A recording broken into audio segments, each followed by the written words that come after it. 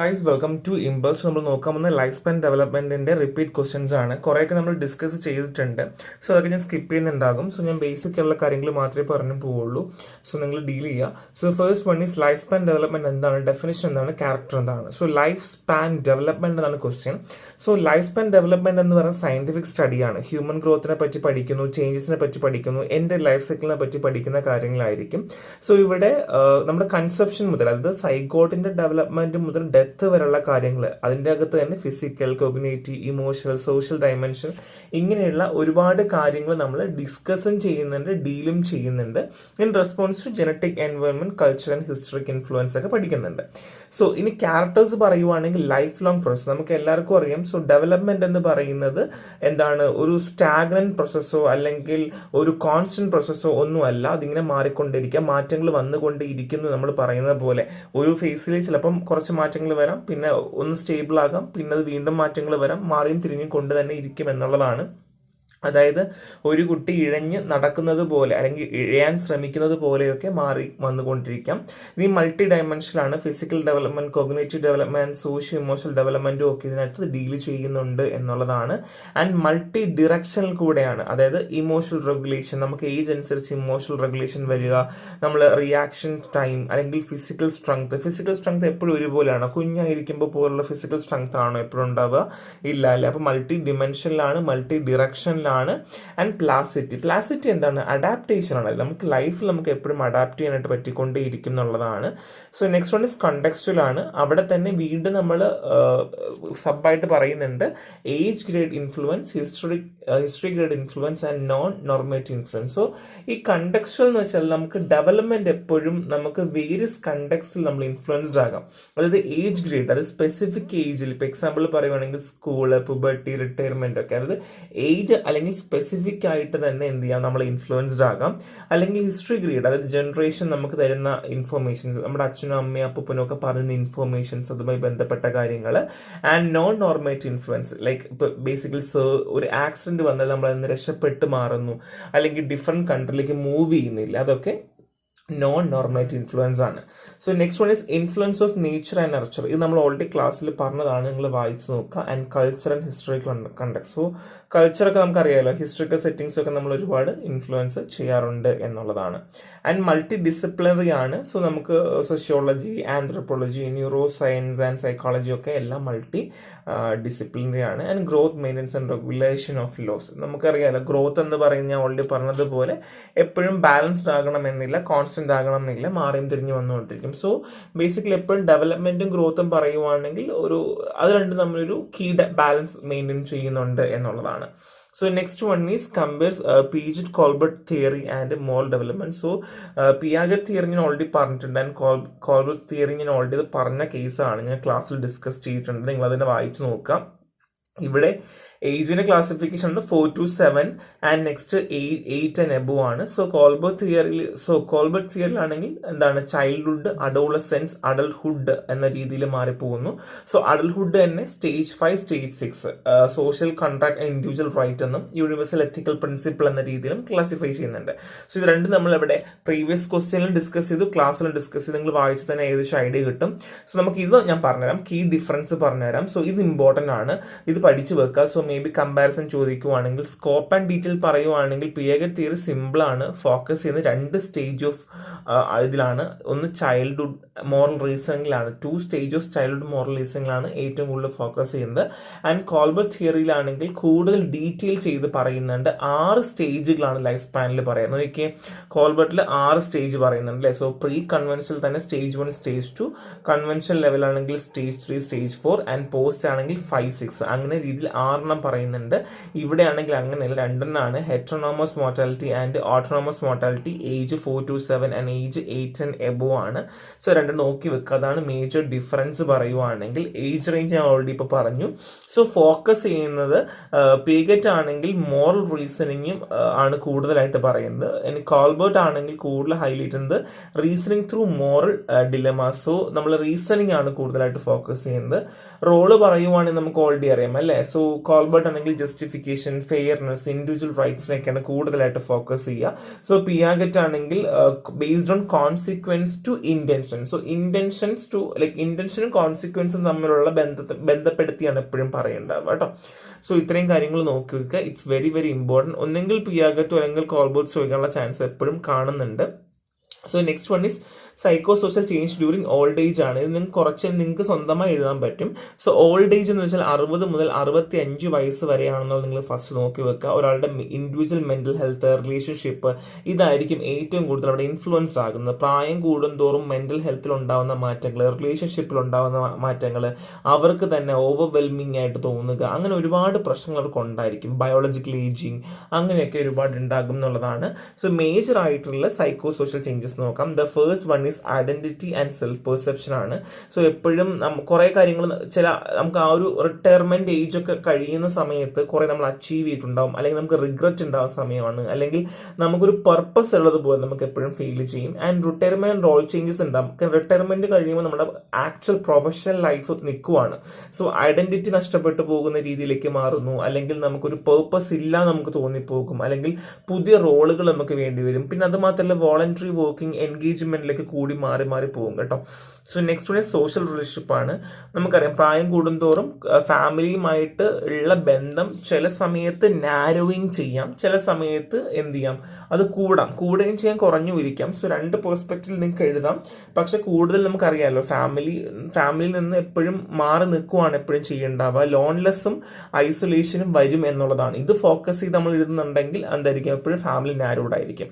ഇല്ലാന്നുണ്ടെങ്കിൽ മറ്റു രീതി നോക്കുവാണെങ്കിൽ ചിലപ്പോൾ ഫാമിലിയായിട്ട് കൂടുതൽ അറ്റാച്ച്ഡ് ആകാം. ഇപ്പം എല്ലാ ഫാമിലിയും ഒരുപോലെ ആകണം എന്നില്ല. സോ നമ്മൾ കൂടുതലും ഫോക്കസ് ചെയ്യേണ്ടത് ലോൺലെസ്സും ഐസൊലേഷനും ഉണ്ടാകാനുള്ള ചാൻസ് കൂടുതലാണ് എന്നുള്ളതാണ്. പിന്നെ ഫ്രണ്ട്സിന്റെ മരണം, അല്ലെങ്കിൽ ഇമോഷണലി അവർ അൺബാലൻസ്ഡ് ആയി പോവുക എന്നുള്ളതാണ്.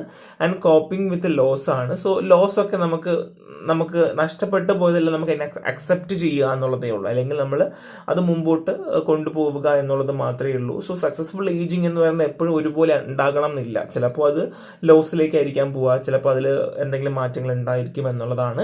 ഹെൽത്ത് റിലേറ്റഡ് ചാലഞ്ചസ് ഒരുപാട് ഉണ്ടായിരിക്കും. അവർക്ക് ക്രോണിക് ഇൽനെസ് ഉണ്ടാവുക, അല്ലെങ്കിൽ ലൈഫ് സ്റ്റൈൽ ഡിസീസ് ഉണ്ടാവുക, സോ ഫ്രസ്ട്രേഷൻ, ഡിപ്പെൻഡൻസി കൂടി വരിക, ഇങ്ങനെയുള്ള കാര്യങ്ങൾ ഉണ്ടാകും.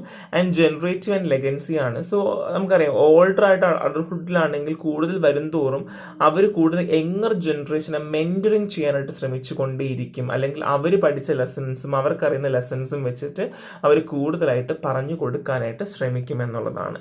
And adjustment to dependency. So ഇവിടെ കൂടുതൽ അഡ്ജസ്റ്റ്മെന്റ് ഉണ്ടാകും, എപ്പോഴും ഒരു ഡിപ്പെൻഡൻസി കാണിച്ചു കൊണ്ടേയിരിക്കും എന്നുള്ളതാണ്. And cultural and social influence ആണ്. സോ ഇവരെപ്പോഴും കൾച്ചറലിയും അല്ലെങ്കിൽ സോഷ്യലി എപ്പോഴും ഇൻഫ്ലുവൻസ്ഡ് ആയിരിക്കും. അതായത് ഇപ്പോൾ അവർക്ക് ഓൾറെഡി കുറച്ച് കാര്യങ്ങൾ അവർക്ക് അറിയാം. സോ അവരുടെ ആറ്റിറ്റ്യൂഡ് എപ്പോഴും എന്ന് വെച്ചാൽ സൈക്കോ സോഷ്യൽ അഡ്ജസ്റ്റ്മെന്റുകളിലേക്ക് കൂടുതലായിട്ട് ഫോക്കസ് ചെയ്യാൻ ചാൻസ് കൂടുതലാണ്. And spiritual and existential reflex ആണ്. കൂടുതലും പ്രായമാകും തോറും സ്പിരിച്വലി പോകുന്ന രീതി കാണാറുണ്ട്. അത് മാത്രമല്ല അവർക്ക് എപ്പോഴും പീസ് ഓഫ് മൈൻഡ് ആവശ്യമാണ്, അക്സെപ്റ്റൻസ്, പിന്നെ മരിച്ചു പോകുമോ എന്നുള്ള പേടി, അങ്ങനെയൊക്കെയുള്ള കാര്യങ്ങൾ കാണിക്കാറുണ്ട് എന്നുള്ളതാണ്. So next one is Erik stage integrity vs despair ആണ്. സോ നമ്മൾ ഓൾറെഡി പറഞ്ഞതാണ്, നിങ്ങളത് വായിച്ച് നോക്കിയാൽ മതിയായിരിക്കും കേട്ടോ. സോ നെക്സ്റ്റ് പീഗറ്റിന്റെ അഡോളസെൻസിന്റെ കാര്യമാണ് പറയുന്നത്. സോ ഇത് നിങ്ങൾ വായിക്കുക. 11 to 12 ആണ്, നമ്മൾ ഓൾറെഡി പഠിച്ച കാര്യമാണ്.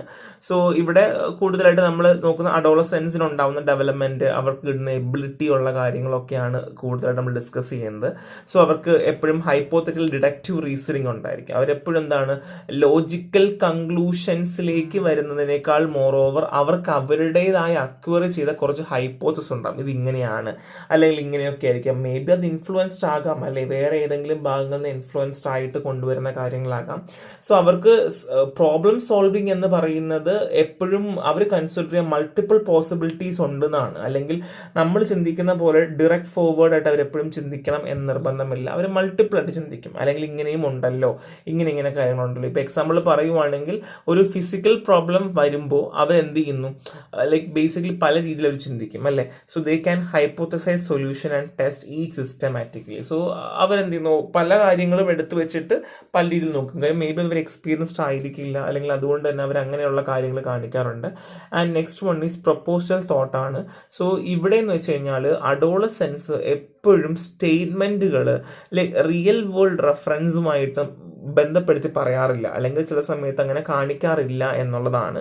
എപ്പോഴും അവർ കൺസിസ്റ്റൻസി ഒന്നും ഉണ്ടാവില്ല, അല്ലെങ്കിൽ പ്രാക്ടിക്കൽ ആപ്ലിക്കേഷൻസിനേക്കാൾ കൂടുതൽ അവരെപ്പോഴും ഡിപ്പെൻഡ് ചെയ്യുന്നത് ലൈക്ക് ഇന്റേണൽ കൺസിസ്റ്റൻസി വെച്ച്, internal consistency rather than it's practical application. കണ്ടോ, പ്രാക്ടിക്കൽ ആപ്ലിക്കേഷനേക്കാൾ കൂടുതൽ അവർ എന്ത് ചെയ്യുന്നു, ഇന്റേണൽ കൺസിസ്റ്റൻസിയാണ് കൂടുതലായിട്ട് നോക്കുന്നുണ്ടാവുക. സോ ഇപ്പോൾ എക്സാമ്പിൾ പറയുവാണെങ്കിൽ, if all dogs are animal and Rex is a dog then Rex is an animal is logically valid without needing to observe a dog in real life. So ഇത് ഈ ഒരു meaning തന്നെ Rex ഒരു dog തന്നെയാണെന്ന് പറയുവാണ്. അപ്പം logical reasoning എന്ന് പറയുന്നത് പ്രാക്ടിക്കൽ ആപ്ലിക്കേഷനുകൾ കൂടുതൽ അവരെന്ത് ചെയ്യുന്നു, ഇന്റേണൽ കൺസിസ്റ്റൻസി വെച്ചിട്ടും സ്റ്റേറ്റ്മെന്റുകളൊക്കെ അവർ വാലിഡേറ്റ് ചെയ്യുന്നുണ്ടാവുക. So next one is metacognitions ആണ്. അഡോളസൻസ് എപ്പോഴും develop the ability to think about their own thinking process. അവർക്ക് സ്വന്തമായ ഒരു ചിന്ത അല്ലെങ്കിൽ സ്വന്തമായ അവരുടെ ആലോചന എപ്പോഴും ഉണ്ടായിരിക്കും എന്നുള്ളതാണ്. So next one is egocentrism in adolescence. Egocentrism എന്ന് പറഞ്ഞു കഴിഞ്ഞാൽ, സോ അഡോളസൻസിന് എപ്പോഴും ഒരു കൊഗ്നിയേറ്റീവ് സൊഫിസ്റ്റിക്കേഷൻ ഉണ്ടായിരിക്കും എന്നുള്ളതാണ്. അതായത് അവർ സെൽഫ് കോൺഷ്യസ്നെസ് ആയിരിക്കും, അല്ലെങ്കിൽ അവരെപ്പോഴും ഇങ്ങനെ ചിന്തിച്ചു കൊണ്ടിരിക്കും, ഞാൻ ചെയ്യുന്നതൊക്കെ ആണ് ശരി, അല്ലെങ്കിൽ ഞാൻ ചെയ്യുന്നതിൽ എപ്പോഴും സ്റ്റിക്ക് ഓൺ ചെയ്യണം, എൻ്റെ കാര്യങ്ങളാകണം ശരി എന്നുള്ളൊരു രീതിയിലേക്ക് അവർ പോകും. സോ പീജിറ്റനെ വീണ്ടും തന്നെ സബായിട്ട് ക്ലാസിഫൈ ചെയ്യുന്നുണ്ട്, imaginary audience and personal fable എന്ന് പറഞ്ഞിട്ട്. സോ ഇമാജിനറി ഓഡിയൻസ് എന്ന് വെച്ചാൽ adolescent often feels they are consistent being watched and judge by others. അപ്പോൾ അവരെപ്പോഴും ചിന്തിക്കും, ഓ എന്നെ മറ്റുള്ള ആൾക്കാർ ശ്രദ്ധിക്കുന്നുണ്ട്, എപ്പോഴും പറയാറില്ലേ, ഓ എന്നെ അമ്മ എപ്പോഴും ജഡ്ജ് ചെയ്യാറുണ്ട്. സോ അവരെപ്പോഴും സെൽഫ് അവെയർഡ് ആയിരിക്കും, അല്ലെങ്കിൽ സെൻസിറ്റീവ് ആയിരിക്കും ടു പിയർ ഒപ്പീനിയൻസ് വെച്ചിട്ട്. സോ പേഴ്സണൽ ഫേബിൾ പറയുവാണെങ്കിൽ അഡോളസൻസ് എപ്പോഴും ബിലീവ് ചെയ്യും അവരുടെ എക്സ്പീരിയൻസ്, ഇമോഷൻസ് ഒക്കെ യുണീക്കാണ്. ഞാൻ നേരത്തെ പറഞ്ഞതുപോലെ ഞാൻ ചെയ്യുന്നത് ശരിയാണ്, അല്ലെങ്കിൽ ഞാൻ ചെയ്യുന്ന കാര്യങ്ങൾ മാത്രമാണ് എപ്പോഴും ശരി എന്നുള്ള രീതിയിൽ അവർ ചിന്തിക്കുകയും അങ്ങനെ എന്താണ് ചിലപ്പോൾ ഐസൊലേഷൻ കാണിക്കാം, അങ്ങനെയൊക്കെയുള്ള പ്രശ്നങ്ങൾ ഉണ്ടാവാറുണ്ട്. So next one is reasoning about moral and ethical issues ആണ്. സോ എപ്പോഴും അവർക്കൊരു ക്വസ്റ്റ്യൻ മാർക്കാണ്. അപ്പം അവർ എപ്പോഴും എത്തിക്കൽ ഇഷ്യൂസുകൾ കാണിക്കാനുള്ള ചാൻസ് ഉണ്ട്. സോ അത് അവരുടെ പ്രായത്തിന് അഡോളസൻസ് പീരീഡിന്റെ പ്രശ്നമാണ്. സോ അവർ മൾട്ടിപ്പിൾ പെർസ്പെക്റ്റീവിനെ കൺസിഡർ ചെയ്യും. അതായത് ഒരു കാര്യത്തിൽ മാത്രമായിരിക്കില്ല അവർ ചിന്തിക്കുക. ഇപ്പൊ നമ്മളൊക്കെ ചിന്തിക്കുക വെച്ചാൽ ഓക്കെ അയാൾ തെറ്റ് ചെയ്തപ്പോൾ തെറ്റാണ്, പക്ഷെ അവർ ചിന്തിക്കുമ്പോൾ എന്തുകൊണ്ട് തെറ്റായി, ഇങ്ങനെയും ആയിക്കൂടെ, അല്ലെങ്കിൽ മൾട്ടിപ്പിൾ പെർസ്പെക്റ്റീവ്സും അവർ കൺസിഡർ ചെയ്യാൻ തുടങ്ങും എന്നുള്ളതാണ് കേട്ടോ. ഇതൊക്കെ നമുക്ക് സ്വന്തം എഴുതാന്നുള്ളത് മാത്രമേ ഉള്ളൂ.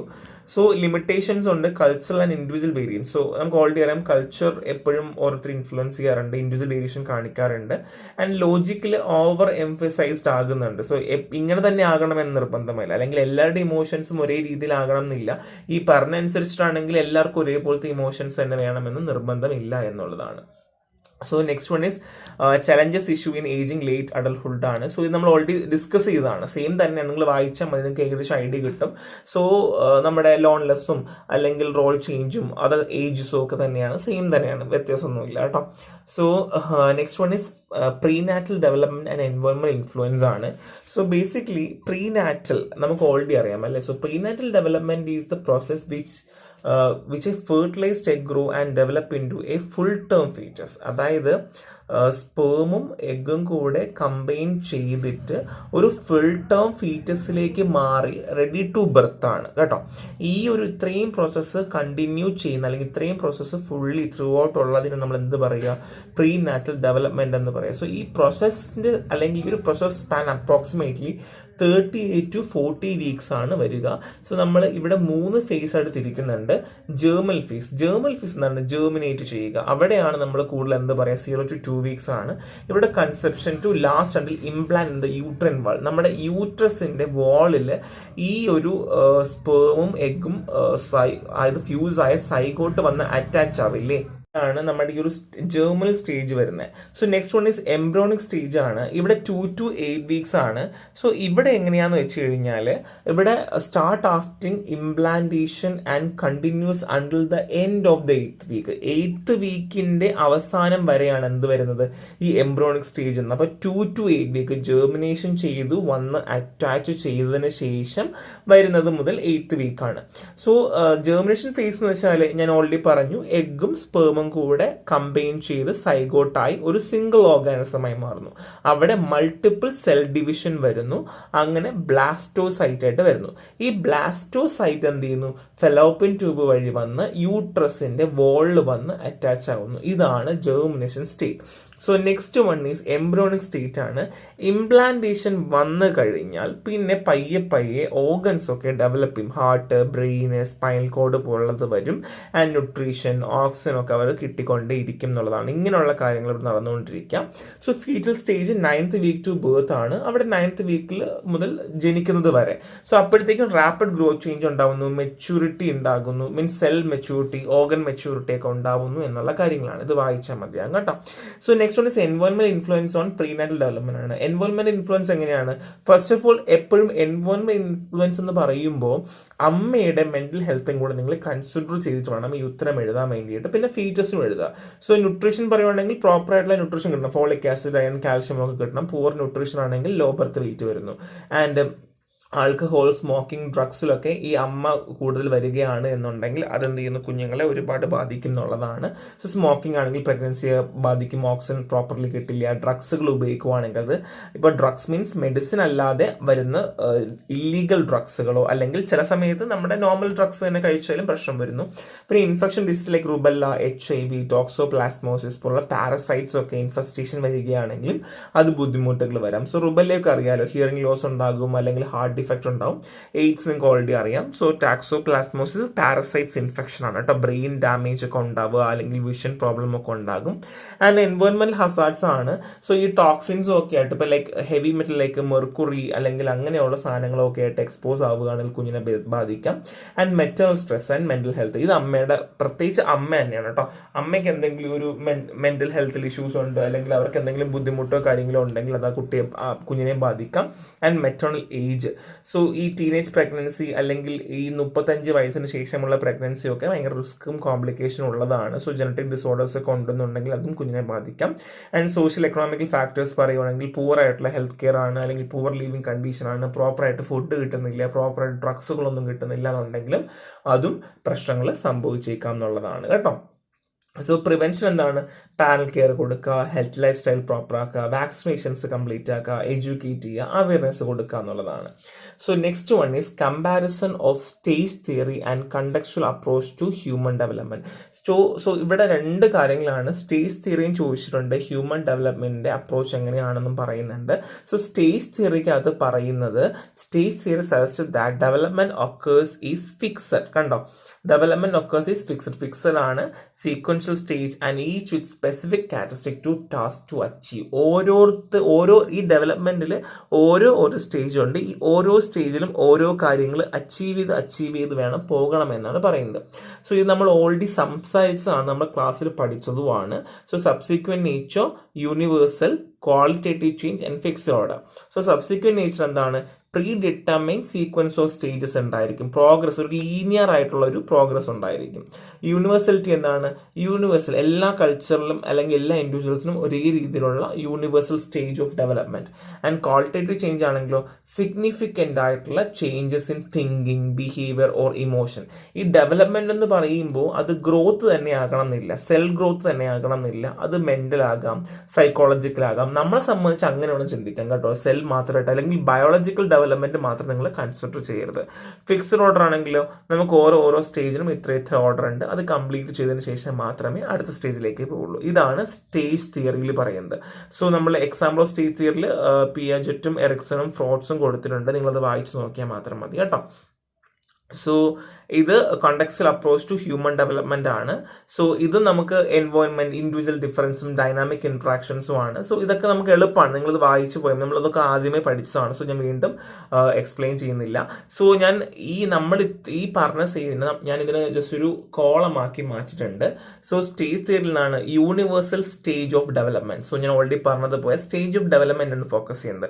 കണ്ടക്ച്വൽ അങ്ങനെയല്ല, എൻവയോൺമെന്റൽ, കൾച്ചറൽ ആൻഡ് സോഷ്യൽ കണ്ടക്സ്റ്റിലാണ് കൂടുതലായിട്ട് പറയുക. വ്യത്യാസം നോക്കിക്കോണേ, സ്റ്റേജ് തിയറിയിൽ സ്റ്റേജ് ഓഫ് ഡെവലപ്മെന്റും, കണ്ടക്ച്വൽ ആണെങ്കിൽ കൾച്ചറൽ സോഷ്യൽ കോണ്ടെക്സ്റ്റും ആണ്. സോ പ്രോഗ്രഷൻ പറയുവാണെങ്കിൽ ഫിക്സഡ് സ്റ്റേജും സീക്വൻഷ്യൽ സ്റ്റേജും ഉണ്ട്, ഞാൻ ഓൾറെഡി പറഞ്ഞു. ഇവിടെ ആണെങ്കിലോ dynamic, flexible, influence by context. അതായത് ഇവിടെ മാറിക്കൊണ്ടിരിക്കാം, ഡൈനാമിക് ആണ്, ഫ്ലെക്സിബിൾ ആണ്. കൾച്ചറൽ കൺസിഡറേഷൻ പറയുവാണെങ്കിൽ minimal emphasise on cultural variability. So cultural variability അല്ലെങ്കിൽ കൾച്ചർ കൊണ്ട് വലിയ ഇൻഫ്ലുവൻസ് ഒന്നുമില്ല, മിനിമൽ ആണ്. ഇവിടെ അങ്ങനെയല്ല, strong emphasise on cultural and difference. So കൾച്ചറും ഇൻഡിവിജ്വലും ഇൻഫ്ലുവൻസ്ഡ് ആണ്. നേച്ചർ ഓഫ് ഡെവലപ്മെന്റ് പറയുവാണെങ്കിൽ ക്വാളിറ്റേറ്റീവ് ചേഞ്ച് സ്പെസിഫിക് സ്റ്റേജ്. ഓരോ സ്പെസിഫിക് സ്റ്റേജിലും ക്വാളിറ്റേറ്റീവ് ചേഞ്ച് ആണ്, അത് കംപ്ലീറ്റ് ആയിട്ട് അടുത്ത് പോകത്തുള്ളൂ. ഇവിടെയാണെങ്കിലോ കണ്ടിന്യൂസ് ആൻഡ് മൾട്ടി ഡയമെൻഷനിലാണ്. So example PG direction Freud ആണ്. ഇവിടെയാണെങ്കിലോ കോണ്ടക്സ്റ്റൽ അപ്രോച്ചിലാണെങ്കിലോ ബ്രോൺസും ആൻഡ് വൈഗോട്സ്കിയും ആൻഡ് ബാൽസും ആണ്. സോ ഈ കോണ്ടെക്സ്റ്റൽ അപ്രോച്ച് ഓഫ് ഹ്യൂമൻ ഡെവലപ്മെന്റിലാണ് ഇവിടെ എൻവോൺമെന്റ് ഇൻഫ്ലുവൻസ്ഡ് ആവുന്നുണ്ട്. ഇൻഡിവിജ്വൽ ഡിഫറൻസ്, ഓരോ ഇൻഡിവിജ്വലും ഓരോ രീതിയിലായിരിക്കും വളർച്ച ഉണ്ടാവുക. ഡൈനാമിക് ഇന്ററാക്ഷൻ, അതായത് ഇപ്പോൾ reciprocal relationship between the individual and environment. So individual എങ്ങനെ എൻവോൺമെന്റിനോട് എങ്ങനെ പ്രതികരിക്കുന്നു എന്നുള്ള കാര്യങ്ങൾ, നോൺ ലീനിയർ പ്രോഗ്രഷൻസ് ഒക്കെയാണ് ഇവിടെ കൂടുതലായിട്ട് പറയുന്നത്. സോ നിങ്ങൾ കൺഫ്യൂസ്ഡ് ആയി പോകരുത്, ഓരോന്നിൻ്റെയും വ്യത്യാസം നിങ്ങൾ മനസ്സിലാക്കുക. സോ ഇത് എയർലി അഡൾട്ട്ഹുഡിൽ ഉണ്ടാവുന്ന സൈക്കോ സോഷ്യൽ ചേഞ്ചസ് ആണ്. സോ 18 to 14 ആണ്, നമുക്ക് ഓൾറെഡി അറിയാം. സോ അവിടെ കൂടുതലായിട്ട് 18 to 14 ചില ഇൻഡിപെൻഡൻസ് കാണിക്കുക, ഐഡന്റിറ്റി ഫോം ചെയ്യുന്നു, റിലേഷൻഷിപ്സിൽ അല്ലെങ്കിൽ ഇന്റിമസി കൂടുന്ന ഒരു സമയമാണ്. കരിയർ, ഫാമിലി ഒക്കെ കൂടുതലായിട്ട് ശ്രദ്ധിക്കുന്ന ഒരു സമയമാണ് എന്ത്, ഇയർലി അഡൾട്ട്ഹുഡ് എന്ന് പറയുന്ന ഈ ഒരു സമയം എന്ന് പറയുന്നത് കേട്ടോ. സോ അവിടെ ഐഡന്റിറ്റി ഡെവലപ്പ് ആവും. എന്താണ്, നമുക്ക് നമ്മുടേതായ ഒരു ഐഡന്റിറ്റി ഉണ്ടാകും ആൻഡ് നമ്മൾ അഡോളസെന്റ് സ്റ്റേജിലേക്ക് കടന്നു പോവുകയാണ്. സോ അങ്ങനെ കരിയർ ഓറിയന്റ് ആവുന്നു എന്നുള്ള പരിപാടികളൊക്കെ ഇവിടെ ഉണ്ടായിരിക്കും. So Eric Erikson theory intimacy versus isolation during early adulthood പറയുന്നുണ്ട്, വ്യക്തമായിട്ട് പറയുന്നുണ്ട്. റിലേഷൻഷിപ്പ് എങ്ങനെ ആയിരിക്കണം, കമ്മിറ്റ്മെന്റ് എങ്ങനെയാണ്, ഡീപ് ഫ്രണ്ട്ഷിപ്പുകൾ വരുന്നത് എങ്ങനെയാണ്, റിലേഷൻഷിപ്സ് ഒക്കെ എങ്ങനെ മെയിൻറ്റെയിൻ ചെയ്യുന്ന കാര്യങ്ങളൊക്കെയാണ് കൂടുതലായിട്ട് അവിടെ പറയുന്നത്. സോ റിലേഷൻഷിപ്പും സോഷ്യൽ കണക്ഷൻസും, ഇവിടെയും റിലേഷൻഷിപ്പിനെ കൂടുതൽ ഫോക്കസ് ചെയ്യുന്നു. ഒരാൾ കൂടുതൽ റൊമാൻറ്റിക് ആവുന്ന കാര്യങ്ങൾ, പിന്നെ കമ്പാൻഷിപ്പ്, ലവ്, കമ്മിറ്റ്മെന്റ് ഒക്കെ എങ്ങനെയാണ് കൊണ്ടുവരുന്നത്, അറ്റാച്ച്മെന്റ് തിയറി ഒക്കെ അവിടെ കൂടുതലായിട്ട് പറയുന്നുണ്ട്. സോ കെയർ ഗീവിംഗ് ഒക്കെ കൂടുതലായിട്ട് ഇൻഫ്ലുവൻസ് ആവുന്നു എന്നുള്ളതാണ്. So next one is career and work life balance ആണ്. സോ കരിയറും ലൈഫും കൂടെ നമ്മൾ ഒരു ബ്രിഡ്ജ് പോലെ കൊണ്ടുപോവാണ്. ഒരേ സമയത്ത് എഡ്യൂക്കേഷൻ ആവശ്യമാണ്, അത് കഴിഞ്ഞ് എംപ്ലോയ്മെന്റ് ആവശ്യമാണ്. സോ പ്രൊഫഷണൽ ഐഡന്റിറ്റി സെറ്റ് ചെയ്യണം, ഒരു കരിയർ ഗോൾ സെറ്റ് ചെയ്യേണ്ട ആവശ്യമാണ്, ഒരുപാട് അച്ചീവ്മെന്റ്സ് കരിയറിൽ ആവശ്യമാണ്. അപ്പൊ അങ്ങനെയുള്ള കാര്യങ്ങളാണ് ഇവിടെ കരിയർ ആൻഡ് വർക്ക് ലൈഫ് ബാലൻസിൽ വരിക. സോ ഇവിടെ പറയുന്ന theory super theory of career development ആണ്. അതായത് ഓരോ അഡൾട്ട്ഹുഡ് കൂടുതൽ എന്ത് ചെയ്യുന്നു, അവര് ക്രിസ്റ്റലൈസേഷൻ, അതായത് കരിയർ പാത്ത് അവരുടെ ഇൻട്രസ്റ്റിന്, അവരുടെ വാല്യൂ ആൻഡ് അവരുടെ സ്കിൽ അനുസരിച്ച് സെറ്റ് ചെയ്യുന്ന രീതിയാണ് super theory of career development എന്ന് പറഞ്ഞാൽ. നമുക്കിത് പഠിച്ചില്ലെങ്കിൽ കുഴപ്പമില്ല, ഞാൻ എക്സ്ട്രാ പോയിന്റ് ആഡ് ചെയ്തതാണ്. സോ അത്ര വലിയ ഇമ്പോർട്ടൻ്റ് ഇല്ല, പഠിച്ചില്ലെങ്കിലും കുഴപ്പമില്ല. സോ ഫാമിലി ആൻഡ് പാരന്റ്ഹുഡ് ഞാൻ പറയണ്ടല്ലോ. So family and life responsibility കൂടുകയാണ് ചെയ്യുക. സോ അവർക്ക് അവരുടേതായ റെസ്പോൺസിബിലിറ്റിയും സെൽഫ് റെസ്പോൺസിബിലിറ്റിയും കൂടുന്നു എന്നുള്ളതാണ്. Next one is independence and autonomy ആണ്. സോ ഇവിടെ ഇൻഡിപെൻഡൻസും ഓട്ടോണോമിയും ഒരേപോലെ കൊണ്ടുപോകുന്നു എന്നുള്ളതാണ്. ചില സമയത്ത് ഇൻഡിപെൻഡൻസി ഉണ്ടാകും ആൻഡ് ഒരേ സമയത്തിന് ഓട്ടോണോമി ഉണ്ടാകും. അതായത് ഡിസിഷൻ എടുക്കണമെങ്കിലും അല്ലെങ്കിൽ ഓരോ കാര്യങ്ങളും തീരുമാനിക്കുമ്പോൾ ചില സമയത്ത് എക്സ്പേർട്ട് അഡ്വൈസ് എടുക്കേണ്ടി വരും. ചില സമയത്ത് അവർ എന്ത് ചെയ്യും, ചില സമയത്ത് ഓൺ ഗോൾസും അല്ലെങ്കിൽ പ്രയോറിറ്റിയും ഒക്കെ മാനേജ് ചെയ്തിട്ടായിരിക്കും ഓരോ തീരുമാനങ്ങൾ കൊണ്ടുവരിക. അപ്പൊ അതുകൊണ്ട് തന്നെ ചില സമയത്ത് യങ് പീപ്പിളൊക്കെ ഫുള്ളി അഡൾട്ട്ഹുഡ് ആയിട്ടുള്ള ആൾക്കാരുടെ കയ്യിൽ നിന്ന് എന്താണ് കൂടുതലായിട്ട് കാര്യങ്ങൾ ചോദിക്കുക, അല്ലെങ്കിൽ അവരെ നോക്കിയിട്ട് കാര്യങ്ങൾ എടുക്കുക എന്നുള്ളതാണ്. സോ അവിടെ ഇമോഷൻസും സൈക്കോളജിക്കൽ ഓട്ടോണോമിയും അവിടെ എപ്പോഴും വരുന്നു എന്നുള്ളതാണ്. സോ അതേ സമയത്ത് കരിയർ ഓറിയന്റ് ആണ്, ഫാമിലി ഉണ്ട്, അപ്പൊ അതും ഒരു പ്രശ്നം തന്നെയാണ്. അപ്പൊ അതെല്ലാം കൂടെ ഒരുമിച്ച് കമ്പൈൻ ചെയ്ത് വരികയാണ്. അതിന് cognitive development world view. So cognitive development maximum ആയിരിക്കും ആ സമയത്ത്. സോ റീസണിങ്, പ്രോബ്ലം സോൾവിങ് ഒക്കെ അതിന്റെ മാക്സിമം ആയിരിക്കും.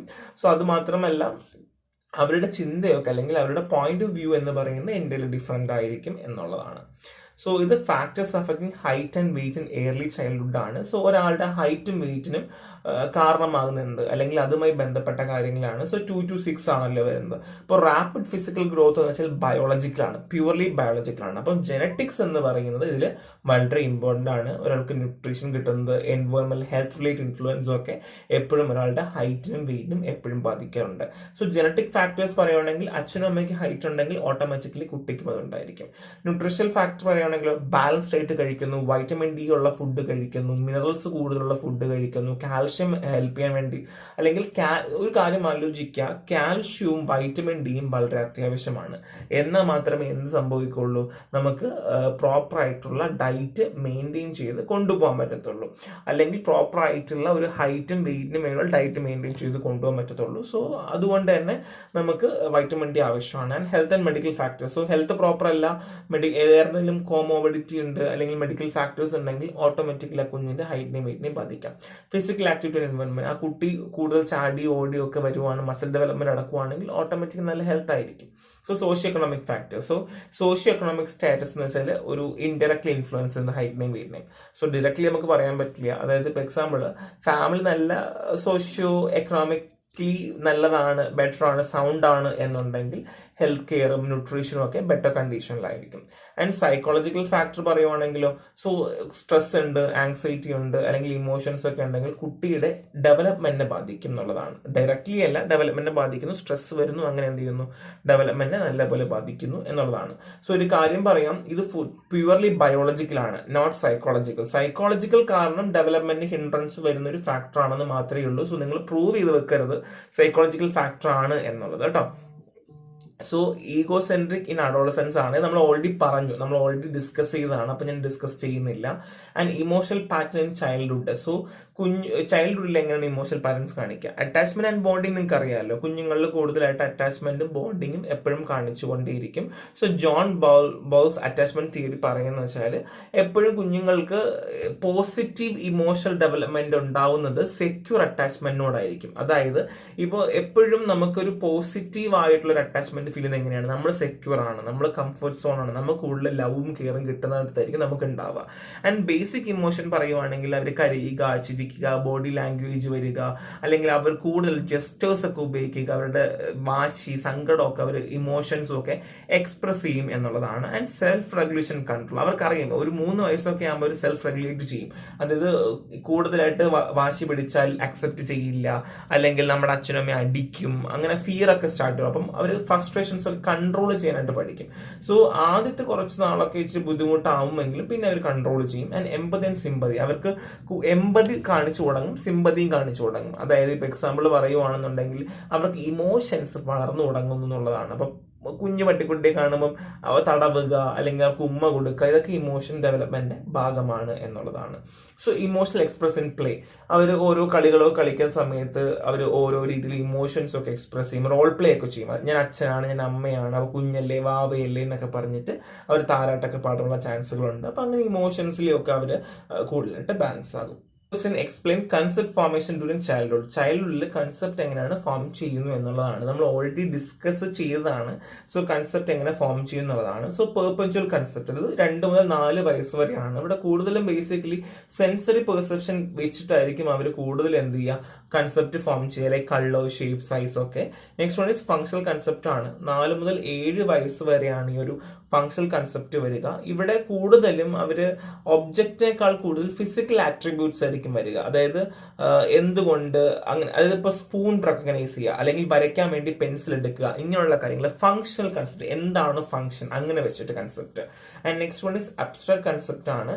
അവർ കൂടുതലും അബ്സ്ട്രാക്ട്സുകൾ, അവർ വളർന്നു വരികയില്ലേ, അപ്പൊ അതുപോലെ തന്നെ കൂടുതലും കൺസെപ്റ്റുകൾ അബ്സ്ട്രാക്ട് ബേസ് ചെയ്തിട്ടായിരിക്കും വരുന്നുണ്ടാവുക. അത് പറയുവാണെങ്കിൽ ഇപ്പോ ഫ്രണ്ട്ഷിപ്പ്, ഫെയർനെസ് എന്നൊക്കെ പറയില്ല. ഇപ്പൊ ഫ്രണ്ട്ഷിപ്പ് കൂടുക, അല്ലെങ്കിൽ നല്ല ഫ്രണ്ട്ഷിപ്പ് കൊണ്ടുപോകുക, ഇവരെന്റെ ഫ്രണ്ട്സ് ആണ് എന്നൊക്കെ പറയില്ല, അതേപോലെ തന്നെ അങ്ങനെയൊക്കെയുള്ള കൂടുതലായിട്ട് കൺസെപ്റ്റുകൾ, അബ്സ്ട്രാക്ട് കൺസെപ്റ്റുകൾ കൊണ്ടുവരുന്നത്. അതായത് ലൈക്ക് സമയം എങ്ങനെയാണ് ഉപയോഗിക്കേണ്ടത്, രൂപ എങ്ങനെ ഉപയോഗിക്കണം, സോഷ്യൽ നോംസ് എങ്ങനെയാണ്, രൂപ എന്തിനാണ് ഉപയോഗിക്കുന്നത്. ഈ കുഞ്ഞു കുട്ടികൾക്കൊക്കെ രൂപ എന്തിനാണ് ഉപയോഗിക്കുന്നത്, രൂപ എങ്ങനെയാണ് ഉപയോഗിക്കുന്നത് വെച്ചാൽ അവർക്ക് അറിയാൻ പറ്റുമോ? ഇല്ല അല്ലെ. അപ്പം എങ്ങനെയാണ് രൂപ ഉപയോഗിക്കേണ്ടത്, അങ്ങനെയുള്ള കാര്യങ്ങളൊക്കെ അവർക്ക് അറിയാൻ പറ്റും. സോ ഫാക്ടേഴ്സ് ഇൻഫ്ലുവൻസിങ് പറയുവാണെങ്കിൽ first one is cognitive development, language development and social ഇന്ററാക്ഷൻസും ഒക്കെ ഇതിന്റെ ഫാക്ടേഴ്സ് ആണ്. വായിച്ചു പോയാൽ മതി, ഇതൊക്കെ വീണ്ടും വീണ്ടും റിപ്പീറ്റിംഗ് ആണ് കേട്ടോ. ഇത് സൈക്കോളജിക്കൽ ഹസാർഡ്സ് ആണ്. സോ ഇത് ഓൾറെഡി നമ്മൾ പറഞ്ഞതാണ്. അറ്റാച്ച്മെന്റും ഇമോഷണൽ നെഗ്ലിജൻസും ഒരു പ്രശ്നം തന്നെയാണ്. അതായത് ഇപ്പൊ അറ്റാച്ച്മെന്റ് എല്ലാവരും കാണിക്കണം എന്നില്ല, അവർക്ക് കൂടുതലായിട്ട് ബോണ്ടിങ് ഉണ്ടാകുന്ന എപ്പോഴും എങ്ങനെയാണ്, അവർക്കൊരു കംഫർട്ട് സോൺ ഉണ്ടാകുമ്പോഴാണ്. ട്രോമ അബ്യൂസ് ഉണ്ടാവും. അവിടെ സമയത്ത് ഈ ട്രോമ അബ്യൂസ് എന്ന് പറയുമ്പോൾ കുഞ്ഞു കുട്ടികളൊക്കെ ട്രോമ അബ്യൂസിനൊക്കെ വിധേയമായി കഴിഞ്ഞാൽ പോസ്റ്റ് ട്രോമാറ്റിക് ഇഷ്യൂസ് ഒക്കെ കാണിക്കാറുണ്ട്, ആക്സൈറ്റി, ഡിപ്രഷൻ ഒക്കെ ഉണ്ടാവാറുണ്ട്. ഇപ്പോൾ pan conflict or divorce, so ഈ അച്ഛനും അമ്മയൊക്കെ ഡിവോഴ്സായി പാൻ കോൺഫ്ലിക്റ്റ് ഒക്കെ ഉണ്ടാവുകയാണെങ്കിൽ അതും കുഞ്ഞുങ്ങളെ ബാധിക്കുമെന്നുള്ളതാണ്. പിന്നെ bullying and peer rejection, so bullying ചെയ്യുന്നു, കളിയാക്കുന്നു, അതൊക്കെ ഒരു പ്രശ്നം തന്നെയാണ്. ആൻഡ് ക്രോണിക് സ്ട്രെസ്, കുഞ്ഞുകുട്ടികളിലൊക്കെ ഇങ്ങനെയുള്ള പ്രശ്നങ്ങൾ വരുമ്പോൾ അവർക്ക് സ്ട്രെസ് ഉണ്ടാവും, അല്ലെങ്കിൽ പ്രീനാറ്റൽ മെന്റൽ ഇൽനെസ് ഒക്കെ അവർക്ക് പ്രശ്നം തന്നെയാണ്, അല്ലെങ്കിൽ അവർക്ക് അൺസേഫ് എൻവയോൺമെന്റ് ഉണ്ടെങ്കിൽ അത് അവർ നല്ലപോലെ ബാധിക്കും എന്നുള്ളതാണ്. ആൻഡ് സെപ്പറേഷൻ ആങ്സൈറ്റി, ഇപ്പോൾ കുഞ്ഞു കുട്ടികളൊക്കെ സെപ്പറേഷൻസിലേക്ക് പോവുകയാണ്, അല്ലെങ്കിൽ സെപ്പറേഷൻ കാരണം കുഞ്ഞുകുട്ടികൾക്കൊക്കെ ഇപ്പം ബേസിക്കലി സ്കൂളിലേക്ക് പോവേണ്ടി വരുന്നു, പ്രീ സ്കൂളിലേക്ക് പോവേണ്ടി വരുന്നു. അങ്ങനെയൊക്കെ വരുമ്പം അമ്മേൻ്റെ അച്ഛനിൽ നിന്ന് മാറുന്നു, അല്ലെങ്കിൽ അവരുടെ ഹോംലി അറ്റാച്ച്മെന്റ് മാറുമ്പോൾ പ്രശ്നമുണ്ടാകുന്നു. And developmental delay and learning disability, so already അറിയില്ല ഡെവലപ്മെന്റ് ഡിലേ ആകുന്നുണ്ട്, ലേണിംഗ് ഡിസേബിലിറ്റി ഉണ്ടെങ്കിലും അതും എന്ത് ചെയ്യാം, ബുദ്ധിമുട്ട് ഉണ്ടാക്കാം എന്നുള്ളതാണ്. So next one is inconsistent discipline and overly harsh parenting. So harsh parenting ആണ്, റൂട്ട് പാരന്റിങ് ആണെങ്കിൽ എന്ത് ചെയ്യും, അതും ബുദ്ധിമുട്ടാണ്. വേർബൽ അഗ്രഷനൊക്കെ കാണിക്കുവാണ് പ്രശ്നം തന്നെയാണ്. ഓവർ സ്റ്റിമുലേറ്റിംഗ് ഒരു അണ്ടർ സ്റ്റിമുലേറ്റിംഗ്, സോ കൂടുതൽ നമ്മൾ പാമ്പർ ചെയ്യുന്നതും നമ്മൾ ഒട്ടും പാമ്പർ ചെയ്യാതിരിക്കുന്നതും, അല്ലെങ്കിൽ ഇപ്പം എക്സാമ്പിൾ പറയുവാണെങ്കിൽ ലൗഡ് നോയ്സുകൾ ഉപയോഗിച്ചുകൊണ്ട് അവരെ ശ്രദ്ധകൾ പറ്റിക്കുക, അല്ലെങ്കിൽ അവരെ ദേഷ്യപ്പെടുക, അങ്ങനെയൊക്കെ ചെയ്യുന്നതും, അല്ലെങ്കിൽ അവരെ ഒട്ടും ബാധിക്കാത്ത, അല്ലെങ്കിൽ അവരെ ഒട്ടും രീതിയിൽ ലൈക്ക് എന്താണ് അവരുടെ കാര്യങ്ങൾ ശ്രദ്ധിക്കാതെ പോവുക എന്നുള്ളതും പ്രശ്നം തന്നെയാണ് എന്നുള്ളതാണ്. ആൻഡ് സോഷ്യൽ ഐസൊലേഷൻ, സോ അവരെ കൂടുതലായിട്ട് സോഷ്യലി എൻഗേജ് ചെയ്യിപ്പിക്കുക, കാര്യങ്ങൾ മനസ്സിലാക്കിപ്പിക്കുക എന്നുള്ളതും ഒരു ഇമ്പോർട്ടൻറ്റ് ഫാക്ടേഴ്സ് ആണെന്നുള്ളതാണ്. ഇതൊക്കെ നിങ്ങൾക്ക് സ്വന്തമായി എഴുതാൻ പറ്റുന്ന കാര്യമാണ് കേട്ടോ. സോ നെക്സ്റ്റ് ഷോർട്ട് നോട്ടാണ്. ഞാൻ കുറച്ച് നിങ്ങൾക്ക് ജസ്റ്റ് 3 മാർക്ക് എഴുതാൻ കണക്കാക്കി മാത്രമേ കൊടുത്തിട്ടുള്ളൂ. So markers identity states and concept of identity crisis ആണ്. സോ എന്താണ് identity crisis? A period of uncertainty and confusion when adolescent explore different value, role and belief offer triggered by development challenges. അതായത് അവർ explore ചെയ്യുമ്പോൾ അവർക്ക് ഒരുപാട് confusions ഉണ്ടാകും, different value, different Rolls വെച്ച് ഒരുപാട് കൺഫ്യൂഷൻസ് ഉണ്ടാകും. അതെങ്ങനെ കൊണ്ടുപോകണം എന്നറിയില്ല. സോ മാർഷേഴ്സ് ഐഡന്റിറ്റി സ്റ്റാറ്റസ് പറയുവാണെങ്കിൽ ഐഡന്റിറ്റി ഡിഫ്യൂഷൻ ഉണ്ടാകും. അതായത് എക്സ്പ്ലോർ ചെയ്യാനായിട്ട് അവർക്കൊരു എക്സ്പ്ലോർ ചെയ്യുക, അല്ലെങ്കിൽ എക്സ്പ്ലോറേഷൻ എന്ന് പറയുന്നത് ചിലപ്പോൾ ലാക്കിങ് ചെയ്യാം, കമ്മിറ്റ്മെന്റ് ഉണ്ടാവാണ്ട് വരിക, അതൊക്കെ, അല്ലെങ്കിൽ അവർക്ക് അൺഷ്യൂർ ആകും ഇത് ശരിയാകുമോ, അല്ലെങ്കിൽ ഇത് വേണ്ട ആവശ്യമുണ്ടോ, വിട്ടേക്കാം. ആൻഡ് ഫോക്ലോഷർ, അത് എന്തെങ്കിലും ഒരു എക്സ്പ്ലോർ ചെയ്യുന്നതിന് മുന്നേ തന്നെ അവർ ചിലപ്പോൾ എന്ത് ചെയ്യാം, ഇപ്പോൾ പാരൻസ് പറയാ ചെയ്യരുത്, ഇങ്ങനെ പോകരുത് എന്ന് പറയുന്നത് പോലെ. ആൻഡ് ഐഡന്റിറ്റി മൊട്ടോറിയം, അതായത് active exploration of different role and believe but without full commitment. Commitment കാണിക്കാതെ തന്നെ ഡിഫറെന്റ് റോളും ബിലീഫ്സുകളും എക്സ്പ്ലോർ ചെയ്യുക. And identity achievement, so having explore option and make clear commitment to specific role, value and belief. So എന്ത് ചെയ്യുന്നു, അവർക്ക് അങ്ങനെ ഒരു ക്ലിയർ കമ്മിറ്റ്മെന്റ് ഉണ്ട്, ഒരു സ്പെസിഫിക് റോളും സ്പെസിഫിക് ബിലീഫ്സിൽ മാത്രമേ അവർ കമ്മിറ്റ്മെന്റ് കാണിക്കുള്ളൂ. ഇത്രയേ ഉള്ളൂ. ഐഡന്റിറ്റി ക്രൈസിസ് എന്ന് വെച്ചാൽ അഡോളസെന്റ് സമയത്ത് ഡിഫറെന്റ് വാല്യൂം റോൾസും കാരണം അവരുടെ ഡെവലപ്മെന്റ് ചലഞ്ചസുകൾ മേ ബി ട്രിഗർ ആകാം. സോ മാർഷേഴ്സ് ഐഡന്റിറ്റിയിൽ അവർ പറയുന്നത് വെച്ചാൽ കമ്മിറ്റ്മെന്റും എക്സ്പ്ലോറേഷൻസും അൺഷ്യൂർ ആവാതെ അവരെന്ത് ചെയ്യുന്നു, അവിടെ കൂടുതൽ എക്സ്പ്ലോർ ചെയ്യില്ല, അത് ഐഡന്റിറ്റി ഡിഫ്യൂഷൻ. ഐഡന്റിറ്റി ഫോക്ലോഷർ ആണെങ്കിൽ എന്ത് ചെയ്യുന്നു, commitment without exploration. Identity moratorium ആണെങ്കിലോ active exploration of different role and believe but without full commitment. Identity achievement ആണെങ്കിലോ having explore option and made clear commitment to specific role, value and believes ആണ്, മറന്നു പോകരുത് കേട്ടോ. So motor development during early school year and physical challenges ആണ്. So motor development എങ്ങനെയാണ്, അവർക്ക് fine motor development like വരയ്ക്കുക, എഴുതുക, ചാടുക, അതൊക്കെ അവർക്ക് നോർമലി ഉണ്ടാവാറുണ്ട്. ഫിസിക്കൽ ചലഞ്ചസ് ആണ് കോർഡിനേഷൻ ഡിഫിക്കൽട്ടീസ് കുഞ്ഞു കുട്ടികളിൽ ചില സമയത്ത് കാണിക്കാറുണ്ട്. അത് മാത്രമല്ല ഓരോ കുട്ടിയിലും ഓരോ രീതിയിലാണ്, എല്ലാവർക്കും ഒരുപോലെ ആകണം എന്നില്ല. മേ ബി ഡിസീസ് ഉണ്ടാകാം, ഹെൽത്ത് ഇഷ്യൂസ് ഉണ്ടെങ്കിലും മോട്ടോർ ഡെവലപ്മെന്റിലും ഒരുപാട് പ്രശ്നങ്ങൾ വരാം. So cognitive changes during old age ആണ്. ഇത് നമ്മൾ ഓൾറെഡി പറഞ്ഞതാണ്. മെമ്മറി, സ്പീഡ് കുറയുക, പ്രോബ്ലം സോൾവിങ്ങിന്റെ സ്കില്ല് കുറയുക, ലാംഗ്വേജ് അല്ലെങ്കിൽ വേർഡ്സുകൾ കിട്ടാൻ പാടുവരിക, പ്രോപ്പറായിട്ട് അവർക്ക് സംസാരിക്കാൻ പറ്റാതെ വരിക, ഇതൊക്കെ cognitive changes during old age ആണ്. So next one is elevens of essence of life theory ആണ്. സോ ഇവിടെ സ്റ്റേജ് ഓഫ് ലൈഫ് പുള്ളിക്കാരൻ പറയുന്നുണ്ട്. Early adulthood 17 to 45, middle adult 14 to 65, late adulthood 65+. 17 to 45 എന്താണ്, കരിയർ, റിലേഷൻഷിപ്പ്, പേഴ്സണാലിറ്റി, ഐഡന്റിറ്റി.